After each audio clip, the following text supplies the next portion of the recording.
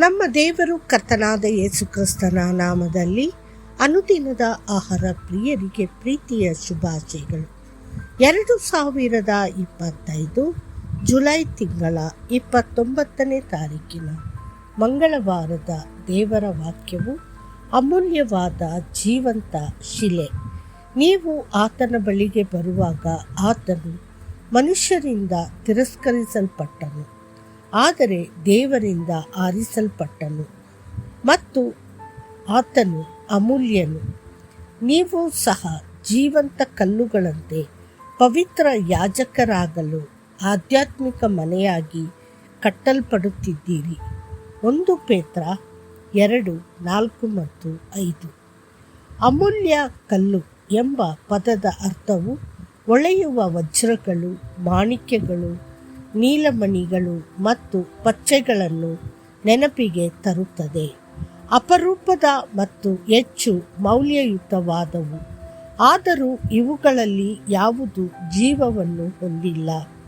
ಅಪೊಸ್ತಲನಾದ ಪೇತ್ರನು ಇಲ್ಲಿ ಅಮೂಲ್ಯವಾದ ಜೀವಂತ ಕಲ್ಲಿನ ಬಗ್ಗೆ ಮಾತನಾಡುತ್ತಾನೆ.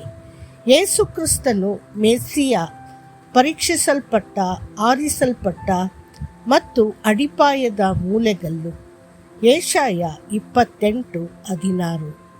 ಆತನನ್ನು ಪ್ರೀತಿಸುವ, ಆತನಲ್ಲಿ ನಂಬಿಕೆ ಇಡುವ ಮತ್ತು ಆತನನ್ನು ಸ್ವೀಕರಿಸುವ ಎಲ್ಲರೂ ತಮ್ಮ ಜೀವನವನ್ನು ಖಚಿತವಾದ ಮತ್ತು ಶಾಶ್ವತವಾದ ಅಡಿಪಾಯದ ಮೇಲೆ ನಿರ್ಮಿಸುವುದನ್ನು ಕಂಡುಕೊಳ್ಳುತ್ತಾರೆ. ಆದರೆ ಆತನನ್ನು ತಿರಸ್ಕರಿಸುವವರಿಗೆ ಆತನು ಎಡವುವ ಕಲ್ಲು, ಮುಗ್ಗರಿಸುವ ಬಂಡೆಯೂ ಆಗುತ್ತಾನೆ. 1 ಪೇತ್ರ 2:7.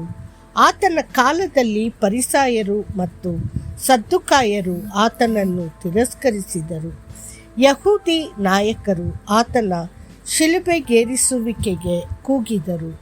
ಮಹಾಯಾಜಕ ಮತ್ತು ಧಾರ್ಮಿಕ ಅಧಿಕಾರಿಗಳು ಸಹ ಆತನನ್ನು ರೋಮಾಪುರದ ಆಡಳಿತಗಾರರಿಗೆ ಒಪ್ಪಿಸಿದರು. ಆದರೂ ಕಟ್ಟಡ ಕಟ್ಟುವವರಿಂದ ತಿರಸ್ಕರಿಸಲ್ಪಟ್ಟ ಈ ಕಲ್ಲೇ ಮುಖ್ಯವಾದ ಮೂಲೆಗಲ್ಲಾಗಿದೆ.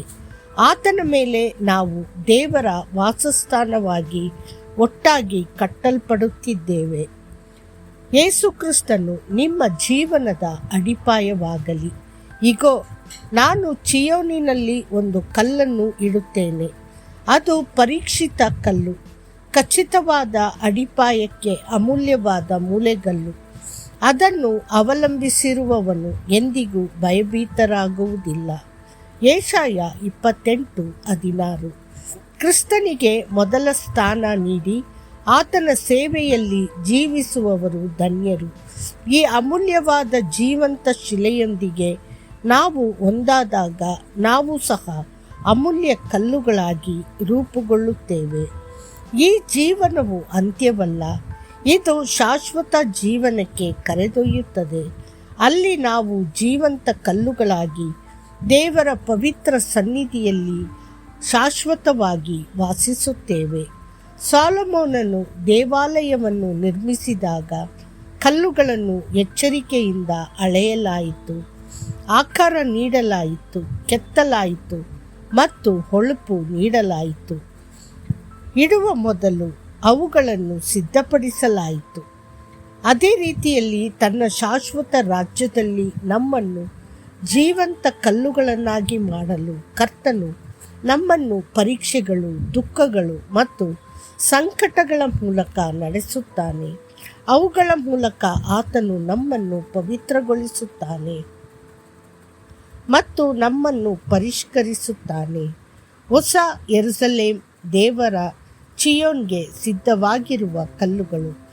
ಮತ್ತಷ್ಟು ಹೆಚ್ಚಿನ ಧ್ಯಾನಕ್ಕಾಗಿ ದೇವರು ನನಗೆ ದಯಪಾಲಿಸಿದ ಕೃಪೆಯಿಂದ ನಾನು ಬುದ್ಧಿವಂತ ಕಟ್ಟಡಕಾರನಂತೆ ಅಡಿಪಾಯ ಹಾಕಿದೆನು, ಏಕೆಂದರೆ ಈಗಾಗಲೇ ಹಾಕಿರುವ ಅಡಿಪಾಯವನ್ನು ಹೊರತುಪಡಿಸಿ ಬೇರೆ ಯಾರೂ ಅಡಿಪಾಯ ಹಾಕಲು ಸಾಧ್ಯವಿಲ್ಲ. ಅದು ಯೇಸು ಕ್ರಿಸ್ತನು. 1 ಕೊರಿಂಥದವರಿಗೆ 3:10 ಮತ್ತು 11. ಕರ್ತನು ನಿಮ್ಮನ್ನು ಆಶೀರ್ವದಿಸಲಿ. ಆಮೇನ್.